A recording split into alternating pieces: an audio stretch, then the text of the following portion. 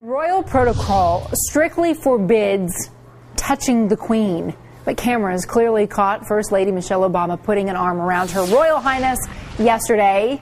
The potentially scandal-inducing touch lasted only a few seconds. The Queen didn't appear to be upset, maybe just a touch surprised. Informality seemed to reign between the Obamas and the Windsors from the very beginning here, because you had Queen Elizabeth and Prince Philip greeting the first couple with a handshake and some small talk about the first couple's jet lag.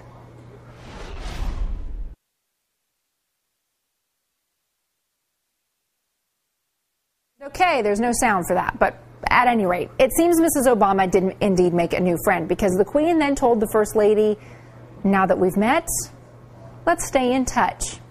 With me now live from London is royal commentator Dickie Arbiter. Dickie's also a former royal press officer. I mean, I'm sitting here as an American, and granted, I don't know the royal protocol, Dickie, but who cares? She touched the Queen. Exactly. Who cares, Contessa? You know, one touches the Queen every time you meet her because you shake hands.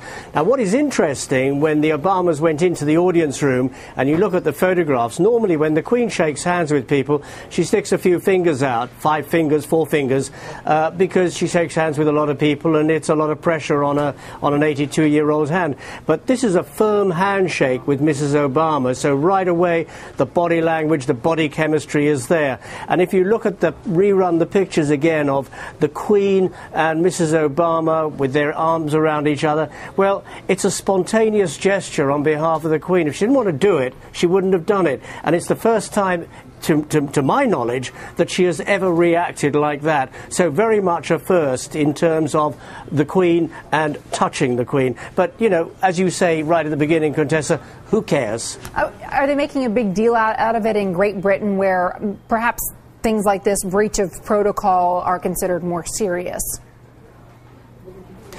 They're not making a big deal of it at all. In fact, the UK has been swept by Obama mania.